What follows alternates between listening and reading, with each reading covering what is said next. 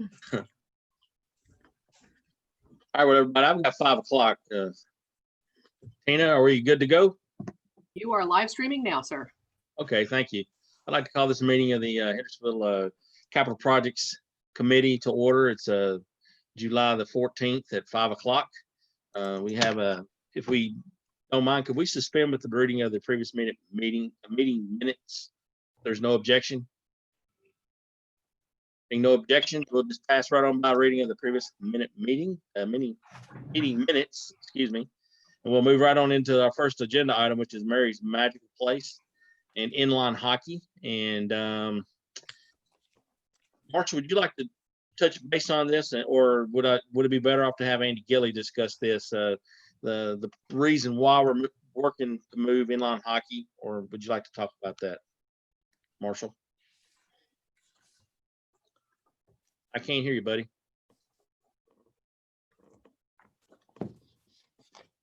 Anybody hear Marshall? No, I can't hear you, Marshall. No, No, maybe he's mute. Hang on a second. no, he had his No, there earbud. he is. Got you now. Okay, is that better? I'll forget the earbuds. Yeah, just Of course, Andy Gilley's on the call, and our consultant John Sexton, I think, will be joining us momentarily. The Mary's Magical Place, including in its agenda, is a plan for the relocation of the inline hockey from Veterans Park to Arrowhead. yes. And hopefully you guys can kind of see my screen. It's kind of a little slow, but what you have before you is the site plan for the inline hockey at Arrowhead. And with that, if John is on the call, I'm on.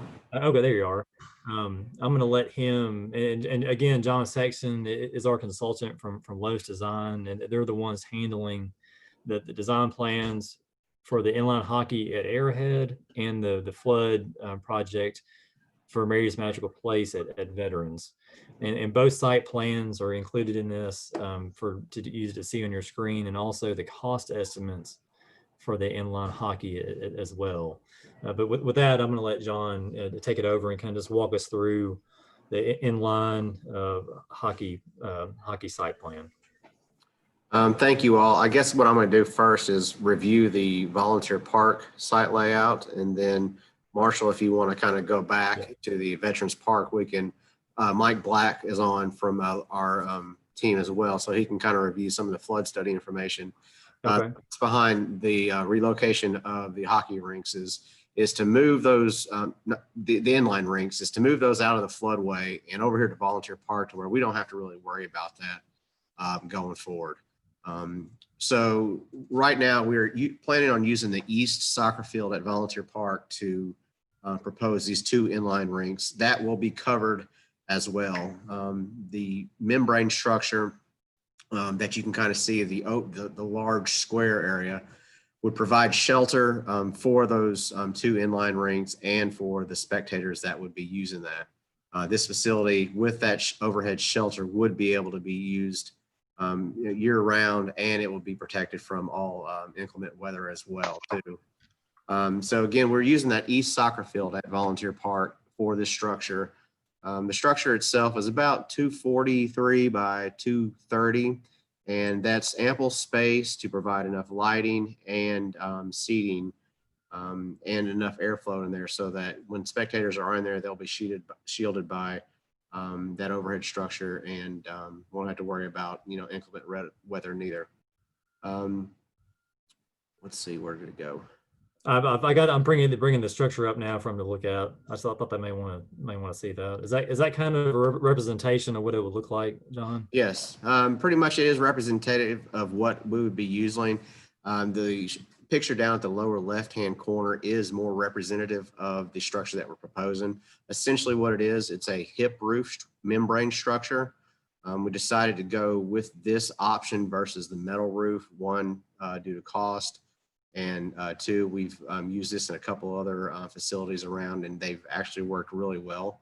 The picture again in the lower left-hand corner, that hip roof, we would have both of those structures underneath there with fans that would be suspended down from that, as well as lighting that would provide ample light through all phases of the day, and also enough airflow with the fans to provide a cooling effect as well for those players.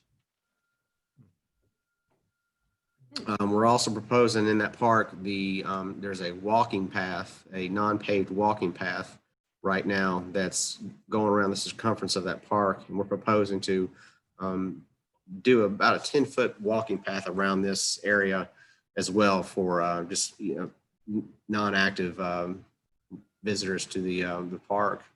All the sidewalks would be tied into the existing walkway structures out there right now. So we're not really fighting grades, which is nice. We're also providing connections to the existing playground as well too. Up in the right-hand corner, you'll see a large patio area that's connecting to the existing concession stand that's there now. So as people enter off the parking lot, so be an area to congregate and kind of hang out between games as well. All right, anybody have any questions at this time?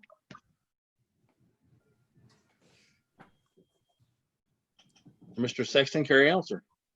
You'd like to tell us some more about it? Sure. The seating that we're providing on both sides, the east and west sides, will seat about 100 spectators as well.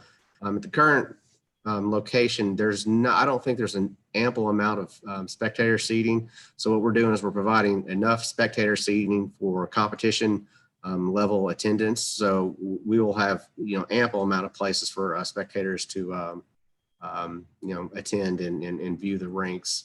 On the ends, we were told that there were some issues with the pucks breaking the fences or denting those fences. So what we've proposed is going to an acrylic dasher board at the end as well for more visibility and to prevent the long-term maintenance of those rinks.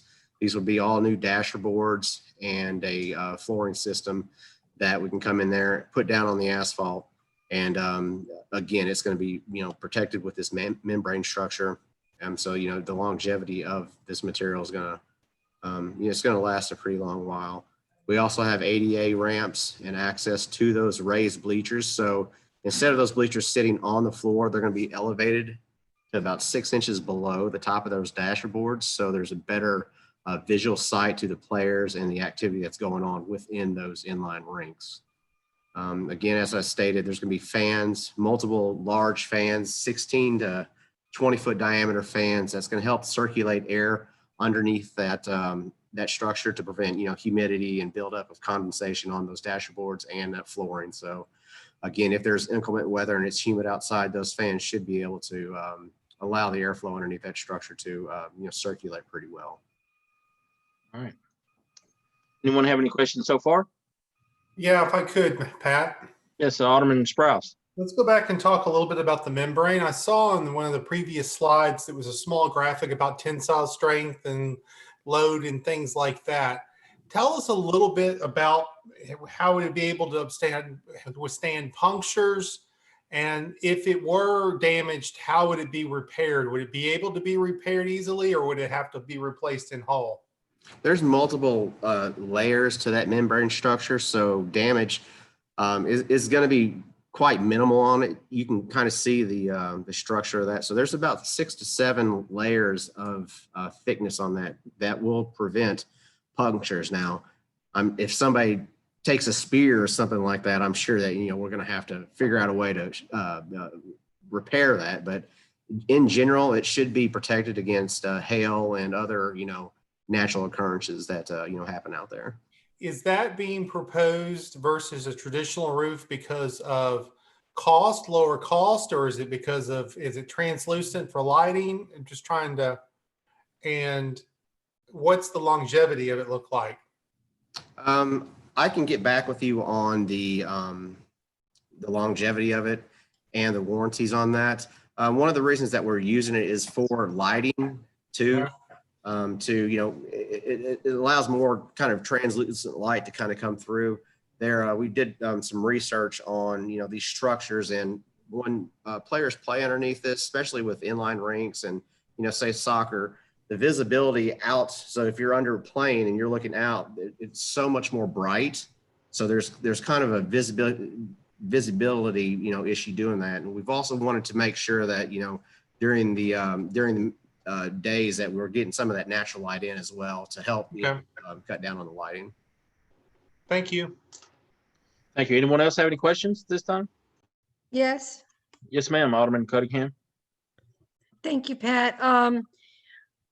I have a question and you probably have the answer already. What kind of, after it's constructed and in full use, what kind of maintenance does it require? And what would the cost of the maintenance be for that? I can get back with you on the cost. The maintenance is really, you just go out there and I think it's just cleaning that roof line every couple of years to provide that there's not a lot of dust buildup. But the maintenance is relatively easy.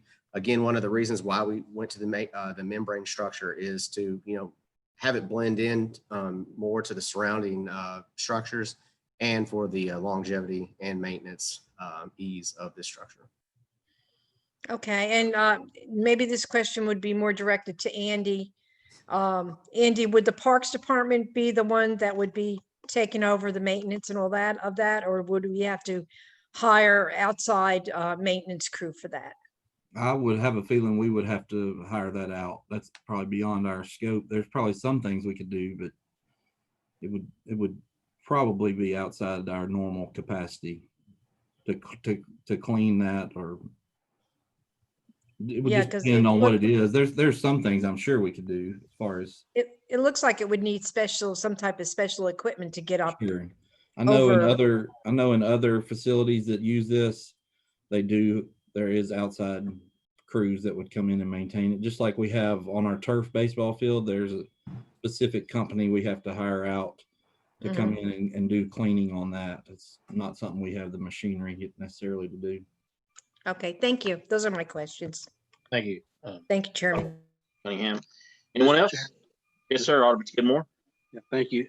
I just have a couple of questions to either Andy or John. One, this system looks really good the way and I appreciate y'all coming out and showing us exactly what it will entail. Now, my question again is to either Andy or John, both of you. What is the time frame we're looking at? In other words, what's the process that we've got to go through, or is there one? It will totally be dependent upon funding, honestly. Okay. If we cannot, the tricky part of all this is the Mary's Place plan that we'll go over here in a minute to protect the playground is basically all funded through the stormwater utility. Right. So that could start tomorrow if we wanted to.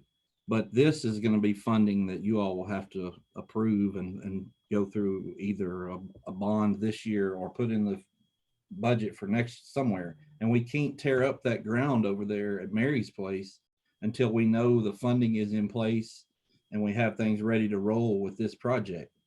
Another tricky part of this particular project is it includes paving and asphalt. So the time of year, it's not like we can do much necessarily over the winter on it. So personally, I would think it would be something that would need to start after their spring. It possibly could start this fall and get asphalt done before it gets cold, maybe. Right. But other than that, it would have to wait until their spring season is over next year and then work on it all summer in time to get it ready for the fall. If that makes All right. sense. So, John, what is the time frame of this construction work? Let's just assume that the city has agreed to this and we've provided funding for it. What's the time frame in terms of building this, the court, I guess, or whatever it would be considered? Right. So we had calculated plus or minus 6 to 7 months to get this done. Maybe even quicker. It's kind of I don't want to simplify it too much, but it's really a simple process. It's going out there, it's excavating the ground. We're not really building up or digging down into the earth. It's pretty much grade level. So we just have to lay some paving down. We have to put the footings in, and our consultant that's proposing the structure would just come in and set that building right in. I think where we're going to get some longevity is getting the surrounding pathway and the column. I think it'd be a 5 to 7 month process when the city decides to go forward with it. Can I jump in real quick, John? Yes, sir. Yeah, this is Michael Black of Los. I don't know if y'all can see or hear me, but I agree with what John has said regarding schedule. I'm going to throw this caveat in for everybody to kind of think on. The prefab or the structure itself, metal suppliers have,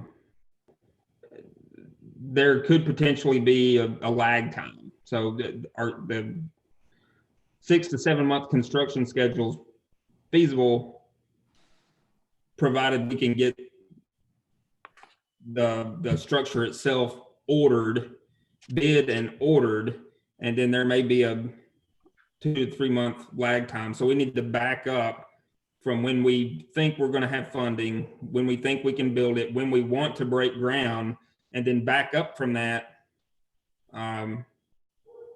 several months and bid this thing so that the contractors can account for that lead time and place their orders, so we don't get the city schedule off. I would hate for y'all to get under contract and then we find out there's a 3 to 4 month lead time on the structure itself, just waiting on the manufacturer. So just keep that in mind. I agree with that. That's a very important issue. I'm glad you brought that up to let us know. All right. I don't know, maybe Alderman Sprouse may know this or may not, and I'm sorry if I called on you and you don't know, but this kind of stuff you probably do. Scott, when does this need to come up to the board? I mean, what, ASAP, or do we have some kind of time frame or schedule as far as that kind of thing goes, or do you know? I think that that's a decision the board needs to make. I mean, if it's just a question of funding and calendar.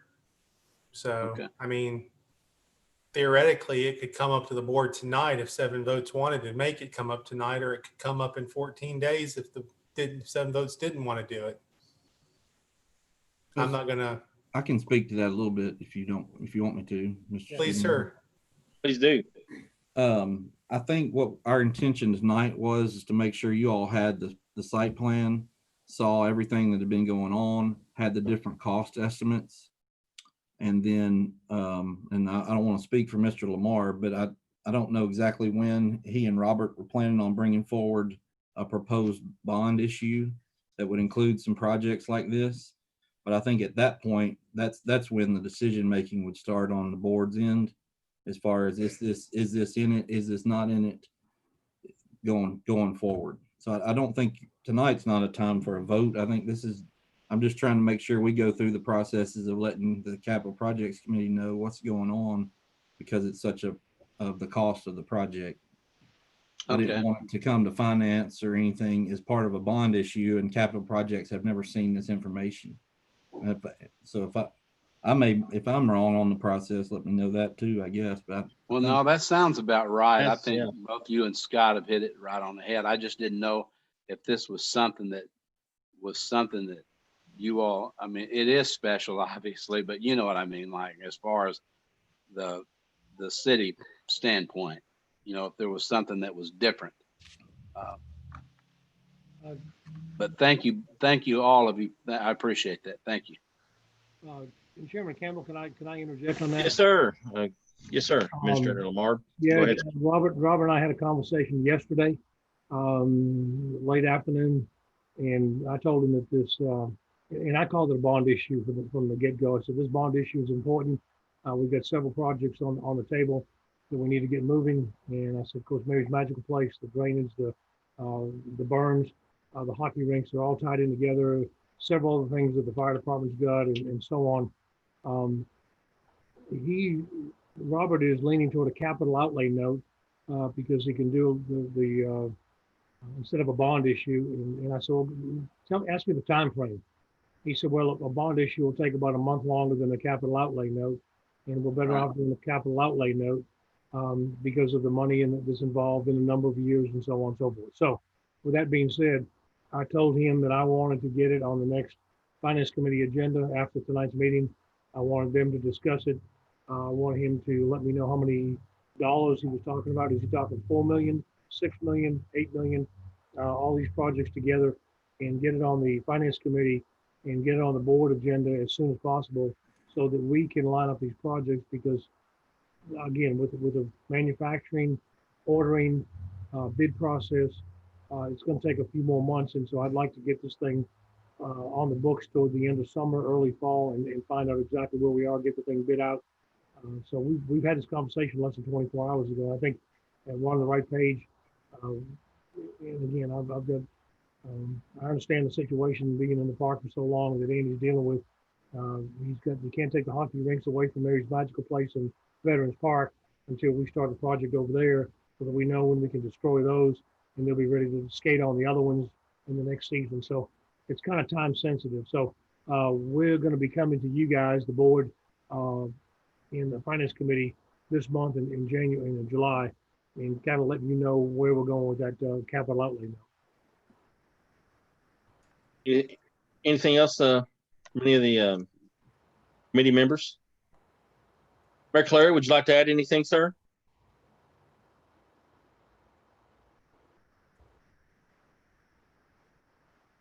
Mayor Clary, would you like to add anything, sir?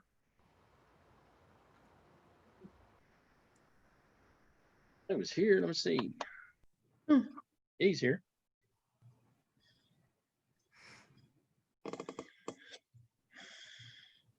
Mayor Clary, would you like to add anything to this conversation, sir?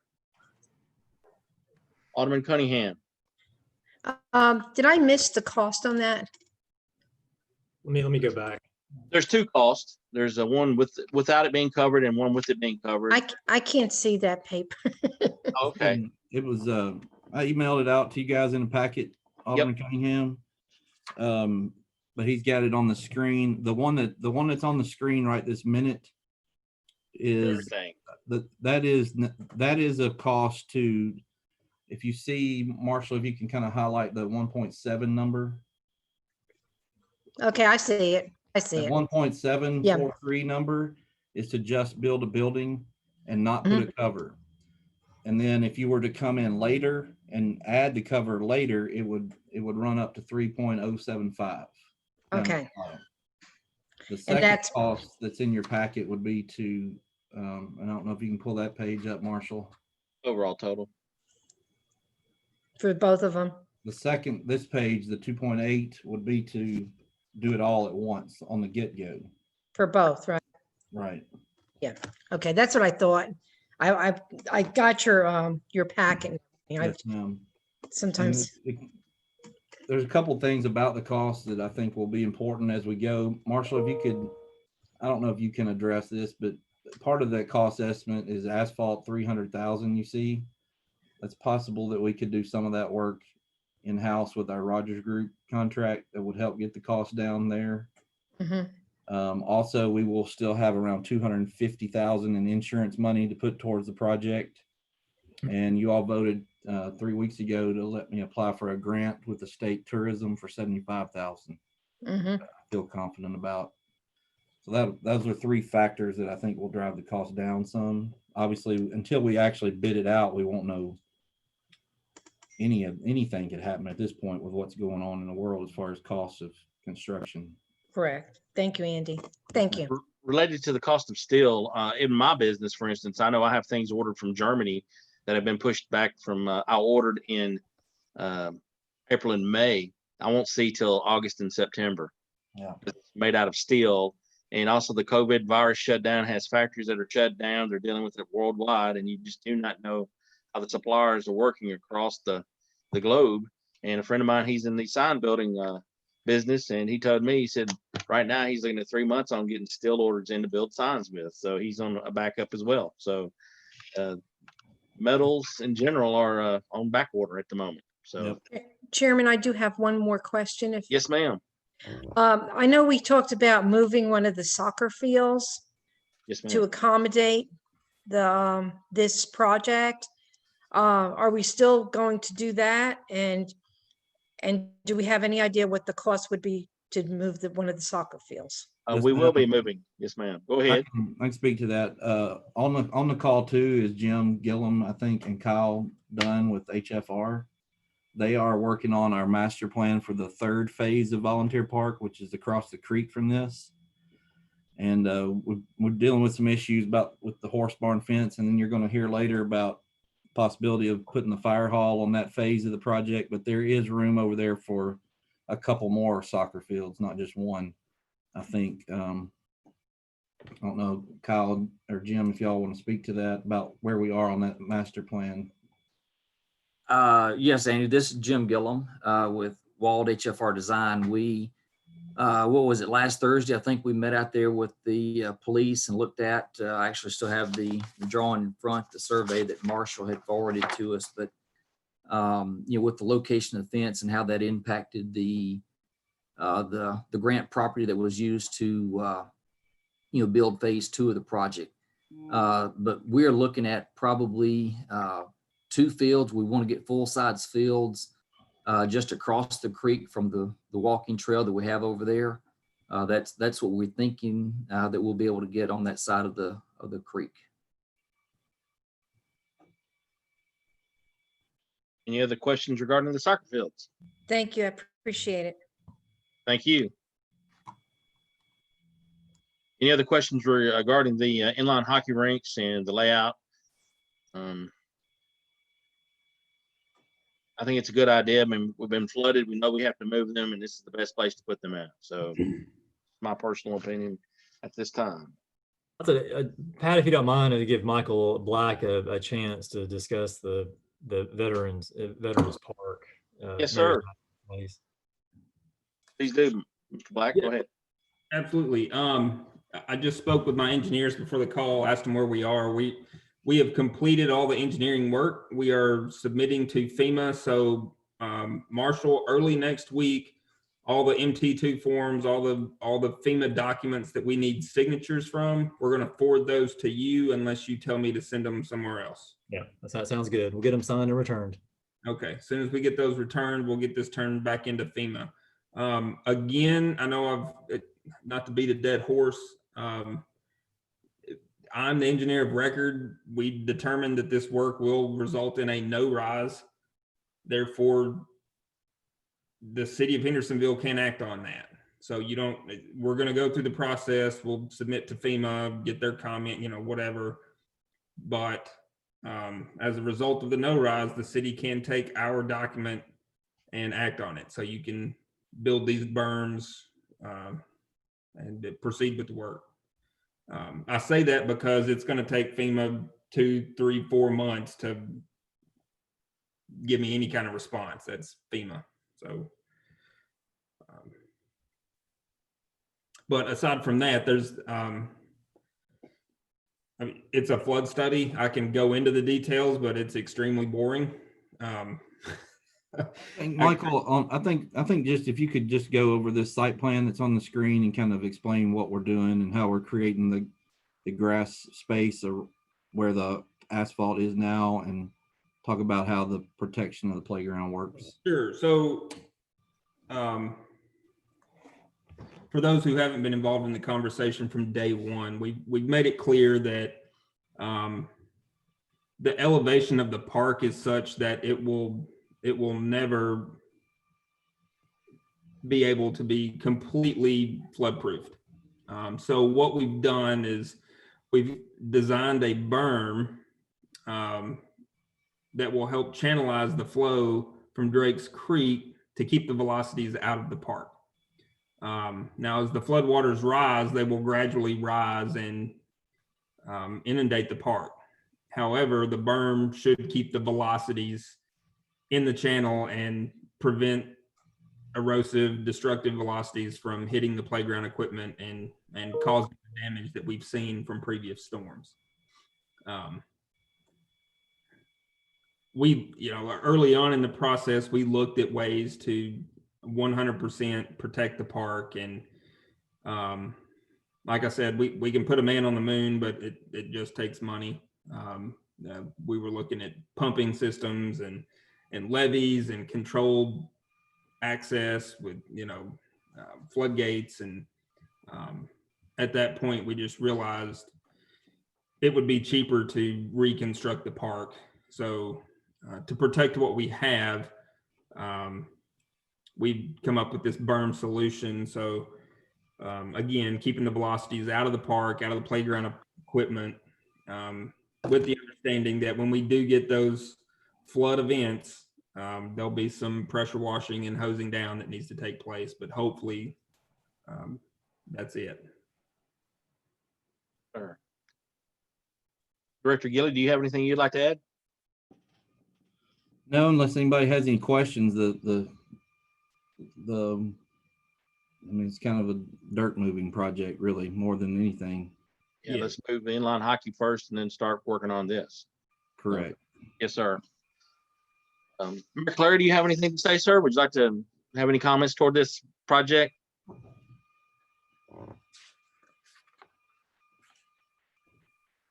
Mayor Clary? Okay.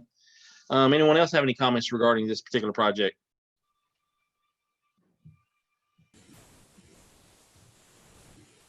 All right.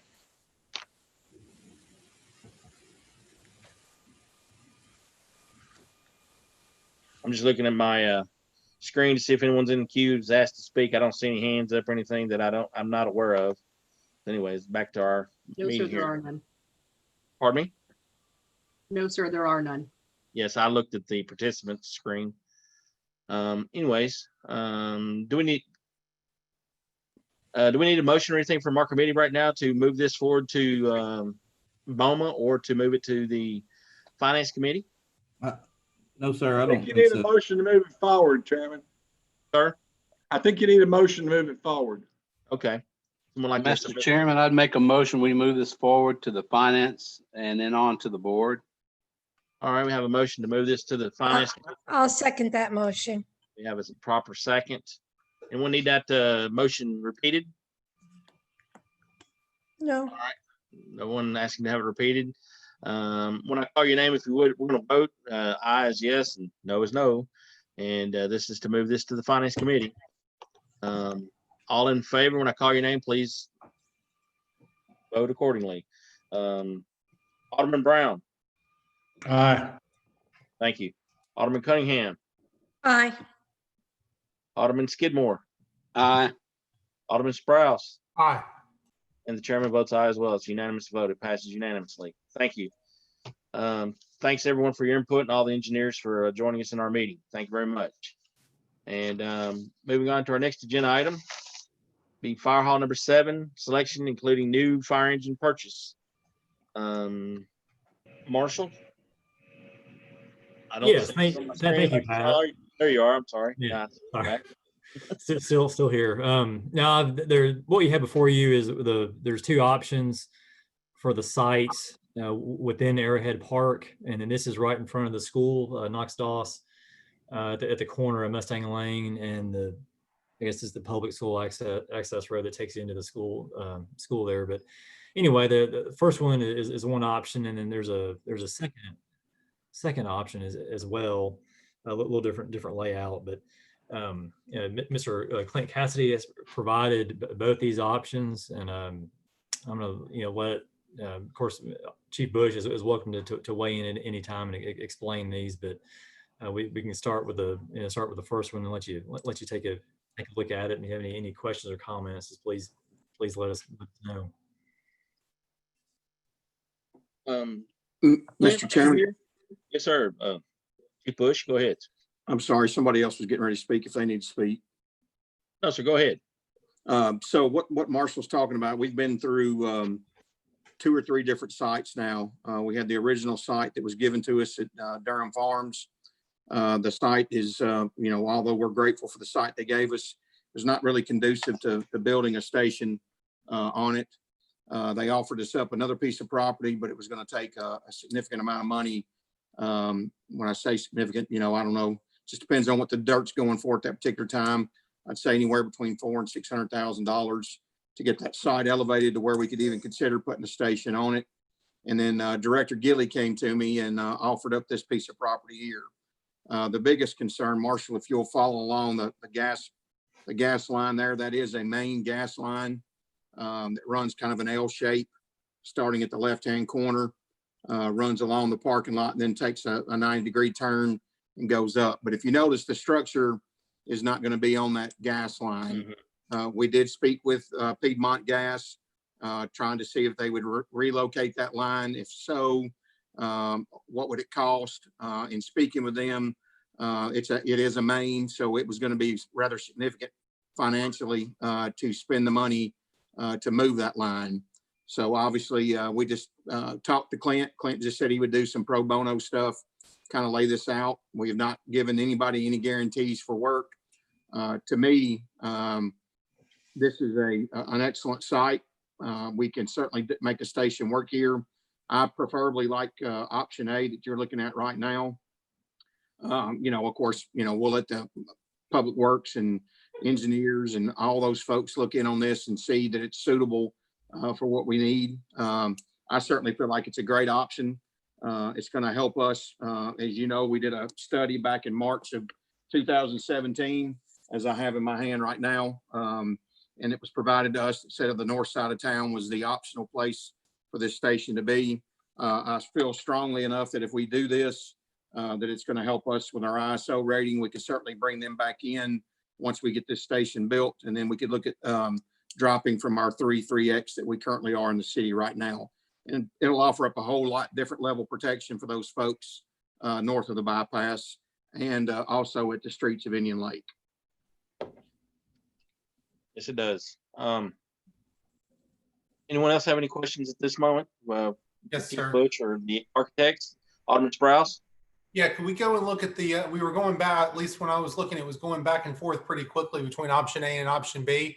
Mm-hmm. Can we go back to the other option and I could read the bullet points there? Yes. Can we go back to option A and B, please? There we go. Is- Gotcha. Yeah. Wanted to understand one before I saw the other. Yes, sir. Is there much difference in construction costs between A and B, just ballpark? So ballpark, we're just talking with Boger, who just completed station 2 with site and per square foot and building per square foot. He's saying around $200, and that's a rough estimate. If you don't, and that he said that stating that the site could be anywhere from $35 to $55 per square foot. But if the site's in pretty good shape, which that is to me, what I know about site prep, it looks like a pretty good area. Of course, you have to clean some trees and stuff off, but you'd have to do that regardless of where you went to. It really is a good site for us. All right, good. And so when we're looking at the site, we're really only losing opportunity costs for any other programming we could do there. Mr. Gilly, do you think, I mean, if you offered it, I guess you feel comfortable with it. Yes, sir. The way, and Mr. Gillum could probably speak to this a little bit better than me. Where this is in Volunteer Park is not conducive to much of anything with that gas line there, other than things like this or very passive activities. So by putting it down where it is in this little triangle, which is right next door to the horse barn across the road, that's still to the north there, leaves us that piece of property that at one point was designated for a lacrosse field, but we cannot build a lacrosse field on top of a gas line. So we would still be looking at maybe a park maintenance building. There's a wetland area there, Marshall, at the top. Right, possible where it says possible wetland area.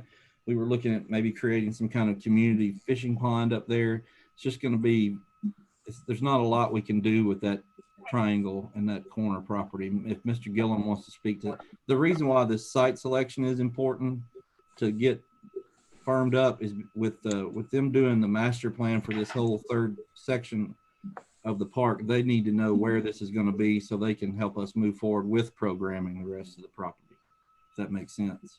Yeah, one last question for Mr. Gilly. Does it bother you that when I asked Chief Bush for a ballpark number, ballpark cost, he can just give me a loose estimate, but if anyone ever asks you for a ballpark cost, you have to give an exact number? No, that's just the way it is, I guess. Maybe I should quit That's a knowing. pun. Maybe I should quit Buys knowing. ballparks. Any other questions for I will say too that I did, Mr. Gilliam and Mr. Dunn came by Station 2 and met with me the other day before they met with Andy about moving forward with some of their projects. They just had some questions about Station 2. They wanted to see it. We took them around. And again, you know, if we put this out, if we're gracious enough to get it, then we'll put this out to bid. You know, we'll get qualifications and then RFP it. You know, again, if the board approves this and moves forward with this along with the CA's approval. Could we bring up option A again on the screen? We're looking at B right now. I'd like to look at A again one more time. Thank you. Bring it up just a little bit. Can you raise it up just a little bit? It's cut off the bottom of my screen. There you go. Thank you. One of the things, Mr. Chairman, that I thought was critical about this, and Marshall Mike can speak to this more than me, it seemed like doing this might save us a couple hundred, if not more, $1,000 in site work. Yeah, I can confirm my that. understanding is. Yeah, the site costs for this location are much less than the other locations. Yes, that's what my understanding was as well. So, thank you, Director Gillian and Director Boyd. I appreciate your input there. Anyone else have anything for the conversation? Has anyone looked at the school? Does school traffic? It doesn't back up this far, does it? On that access road. What we found out with traffic, it's going to be moving in, you know, before 8 a.m. Really shouldn't affect us. We do shifts change at 7. Okay. And then obviously coming out in the afternoons, 3:30, 4 o'clock. You know, as long as people adhere to the parking and stay in the parking lots, we should not have any issues getting out. I think the roads are wide enough that if we need to come out for a call, that folks will move to each side and we'll have the middle of the road to get through. Okay. That's what I was thinking as well. Any other aldermen on the committee have a question? Yes. Well, it wouldn't be Yes, hard Chair. to add some signs and ultimately get part of that school culture for folks to know that they don't block that drive. Yes. Attorney Bradley. Yes, sir. Yeah, I was just gonna say that while this is not something that needs to be decided tonight, obviously, if this site is selected, that knocks out the other site that we had from being the site of the fire hall, which is the site that Durham Farms donated to the city. Yes, So I sir. think maybe another capital projects committee in the future would deal with what to do with that site. I've talked to Mr. Charles with Durham Farms and explained to him what was probably going to happen tonight. And Durham Farms is fine with it, and they would love to have a good plan from the city on what to do with that 1.5 acres that we still own there in Durham Farms. So that's not something we need to talk about tonight, except to know that that's an issue for a future date. Thank you. I appreciate that. Anyone else? Mayor Clary, do you have any input you'd like to put in on this project, sir?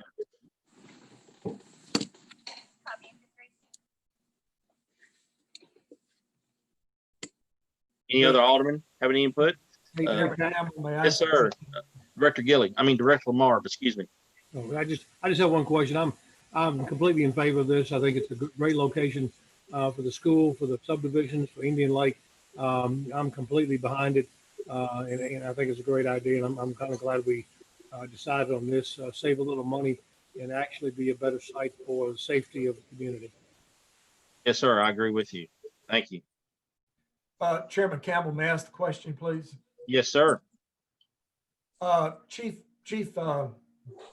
Bush, I know that right now the response time to the Durham Farms, to Autumn Creek, and also some parts of Ward 5 is about 10 minutes. Is that Yes, sir. according to your last study? Yes, sir. What will the addition of this station reduce the response time? As some of you may know, Durham Farms is not only the fastest growing development in the city, not only in the county, but in the state. And people are moving in there, and the response times, I can attest from a personal standpoint, are too long. So you have any estimate of about moving this, what it will do to the response time in this area of the city? Yes, sir. So by ISO ratings, they prefer a station every 1.5 road miles, which is almost nearly impossible. I don't think there's any city in the country that does that. So with Carly Close East being the furthest at the time that we did this study, Station 5, all the way to the back of Carly Close East, there's 5 miles of road. estimated travel times 10 minutes and 39 seconds. If you look on page 11 and 12 of the 5-year study that was done that I provided to everyone, that travel time's 10 minutes and 39 seconds. If we move this station, we've driven it different times of day, different opportunities. It cuts it a little bit over 60%. It gets us in our 4 minutes or less of response time, which is huge for ISO ratings.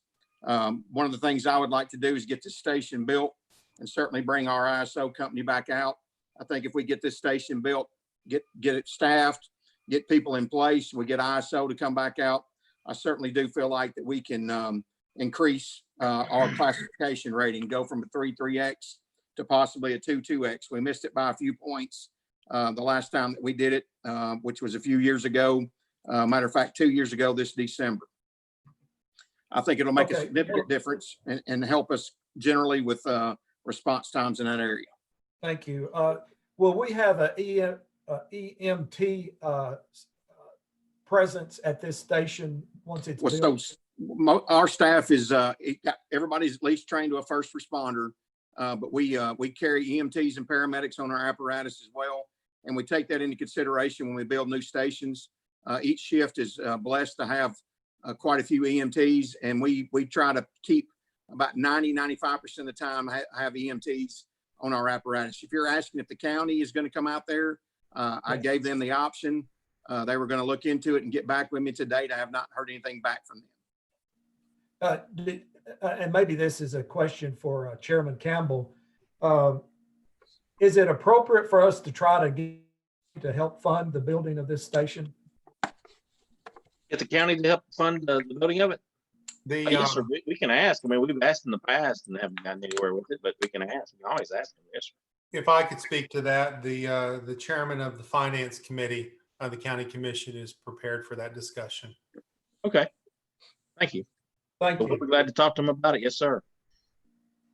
And also another thing, I'd like to just talk about response times.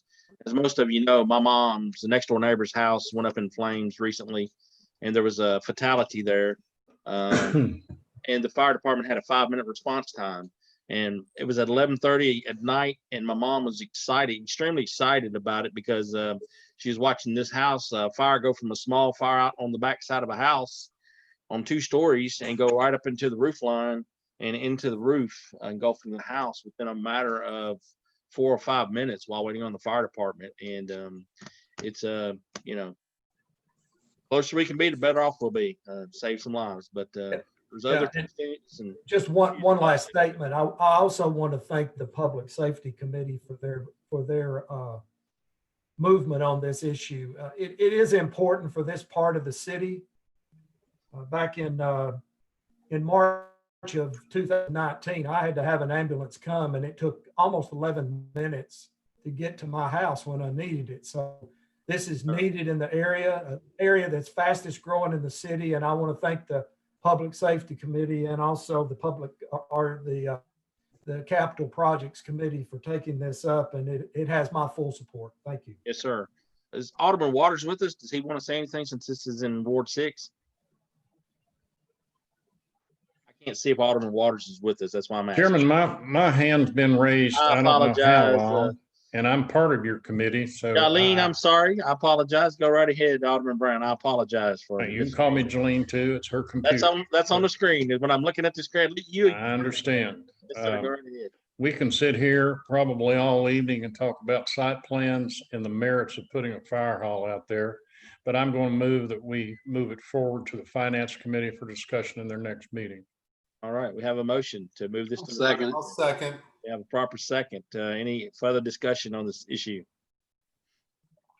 None being made. Are we ready to vote? Ayes or yay, or yes, and noes or noes? I'll make a roll call vote. Alderman Brown, Yes, sir. Alderman Cunningham, Yes. Alderman Skidmore, Yes. Alderman Sprouse, Yes. and the chairman is yes as well. It passes unanimously on to the Finance Committee. Thank you very much. Thanks Thank you, everyone for committee. the discussion. Thank you, committee. Yes, sir. Thank you, Chief. We've got 11 minutes left. Let's just jump on into the next one, the Walton Ferry. This is going to be an update on some of our capital projects with Marshall. Marshall, are you still with us? Yeah, I wanted to just real quick before we jump onto the capital projects, give Chief Bush a chance to talk about fire hall number 2. Yes, I'm sorry. I meant to do that. I apologize. Yes. And It is on the list. We're in it, functioning very well with it. There's a few little things that we're working through with the general contractor and his subs. Still working through some of those issues. They've been very responsive to any issues we've had. It's a great facility. I'd love to do some kind of grand opening. I just don't know with the numbers being the way they are about everybody getting together. But if anybody wants to come by individually and see it, please reach out to me. We're very proud of the facility and very thankful that the Board of Mayor and Alderman voted and allowed that building to be built. It's something fantastic. It's going to last a long time. Yes, sir, it will. Any other discussion about fire hall number 2 or 7? Do we also need to discuss the fire truck 2, the new fire engine for fire hall number 7? Yeah, that's what I was going to mention. That fire, I think the Chief Bush mentioned, he may have mentioned it already, but the fire engine for the new fire hall, I think it may be part of that, part of that bond. That is correct. It'll have to be. We need to keep a reserve engine. I mean, we're getting to the point now that we almost need 2, as far as having 2 in reserves. But this engine will have to be a turnkey engine because we don't have the tools, nozzles, appliances to put on that apparatus. I'm saying anywhere probably from $700,000 to $800,000 for that turnkey engine. All right. Any other questions regarding fire hall, the fire engine for fire hall number 7? Mayor Claire, do you have any input you would like to put in for the fire hall number 7 or fire hall number 2, sir?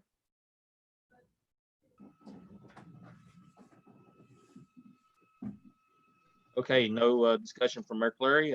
Moving right along to the next issue, the update on our capital projects, as in Walton Ferry, Old Shackle Island, road realignment, the Saunders Ferry Greenway, Saunders Ferry Road, LL Lick, and the Grex Creek Top 30 improvements, Center Point Road, and SR 386 traffic signal and citywide traffic synchronization.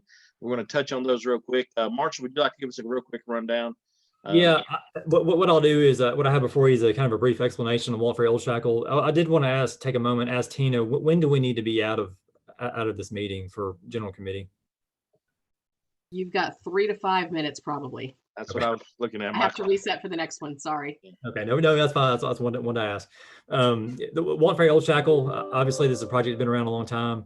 The TDOT, I had to check with them, and they're coordinating with the railroad. Obviously it impacts the railroad, and so they're trying to get permission from CSX to get their get the plans approved. And also they're still in the process of acquiring all the necessary right-of-way and easements for the project. You may have had some of your constituents reach out to you. The TDOT has right-of-way agents working on Old Shackle and Walton Ferry to get all that in place. And there's just so many tracks to acquire. It just takes a long time. It's over 50 pieces of property, from what I understand. Right, and they do. I do know they have acquired the Volunteer State Bank. That's why it looks the way it does. But and I have asked the question to TDOT about the city tearing that down. I've gotten a response, and they essentially, long story short, it's more complicated than us just being able to tear it down. But I'm still going to try to pursue that and at least allow us to tear that down, and get it done before the project starts. Because right now we don't know. They're anticipating it starting end of this year, first of next year, but that could get pushed again. It's just hard to, it's kind of hard to say. Moving on to the Greenway project. Hold on.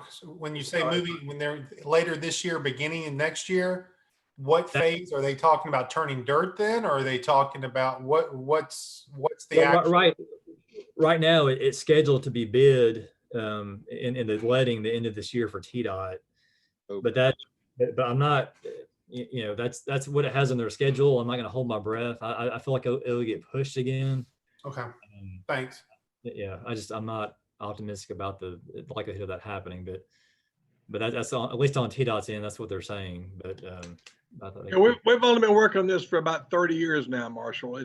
That's right. It was Mr. Skidmore remembers 8 years ago, it was made a big issue in a mayoral campaign, and we sent them $1 million for right-of-way acquisition. That was just 8 years ago. Remember that, Mr. Skidmore?